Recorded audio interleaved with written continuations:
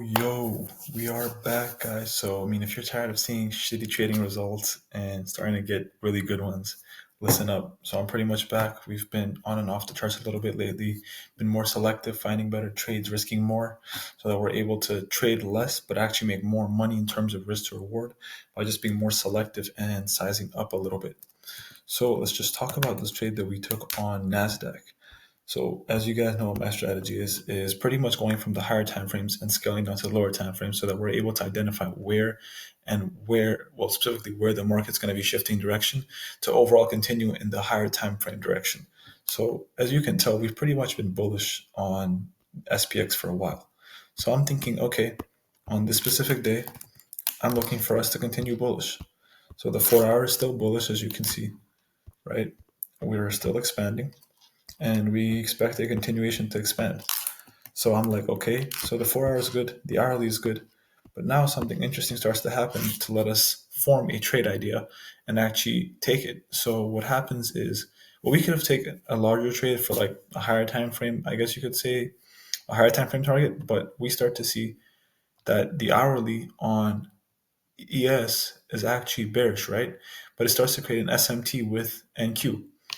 So the hourly on NQ is actually creating a higher time frame SMT with ES, in which NQ is kind of acting like the lagging pair, where ES is more bullish.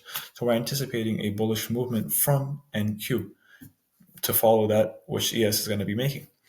So with that being said, we know that a daily time frame is good, the 4 hour time frame is good, and the 1 hour time frame, funny enough, is actually good on NQ, which is kind of why I really like this trade in the first place, because of the fact that we never actually broke hourly structure, as you guys can see here.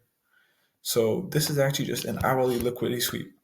With that being said, I'm like, oh, not only is the hourly bullish, which ES isn't, NQ gives you hourly bullish trade with 4 hour bullish trade and daily bullish trade. So at this point, I'm like, okay, we need to scale down and find our entry.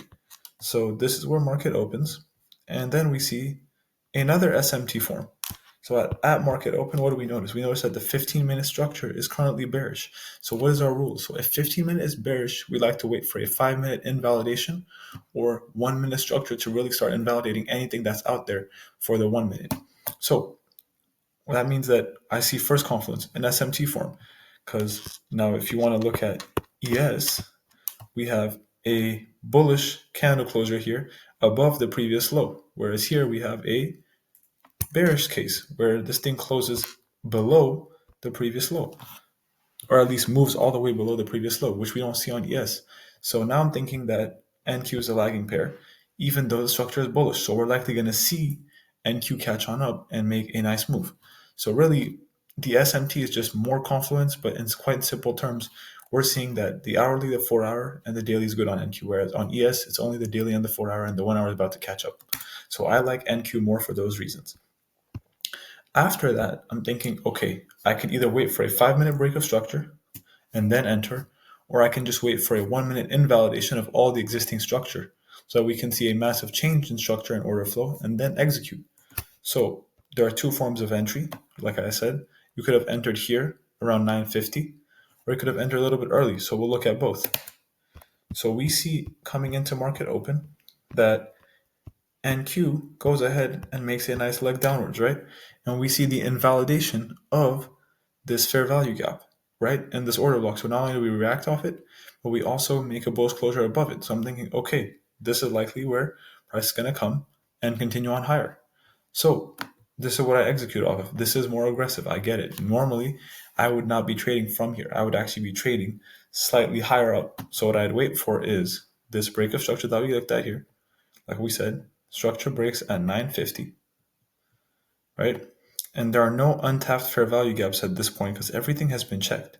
So we get the last fair value gap tap specifically at 9:50 and a bullish reaction up. So my entry would actually be here because we got the break of structure on the 5-minute here.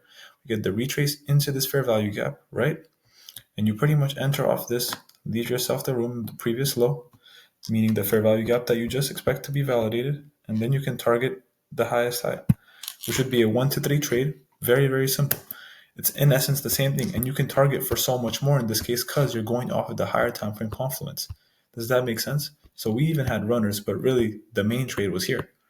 So with that being said, we easily secured about 3.5, I believe, R. So we don't take that many trades, but when we do take it, we risk a little bit more so that if we're risking 2R on our trades, now we're doing okay. We just made 6R this week and I only took one trade. Makes sense? So waiting for these better A plus setups where you're like, okay, market's in my direction, all the time frames are aligning. We've seen liquidity get taken. We've seen SMT form, which usually tends to form where the bottom of every move is created and we continue to shift direction. So when you see all of these align, you make the entry. And if you're looking to trade and understand how these things work on a more foundational level, join the Discord because I drop all these trades whenever I take them. I actually say that I'm planning on taking them before I even take them. So you can actually think for yourself before you actually get the trade information. With that being said, I'll see you guys in the next one. And the Discord's actually in the link. And please make sure to subscribe because you're pretty much learning so much sauce here. And if you have any questions, put them in the comments. I always see them.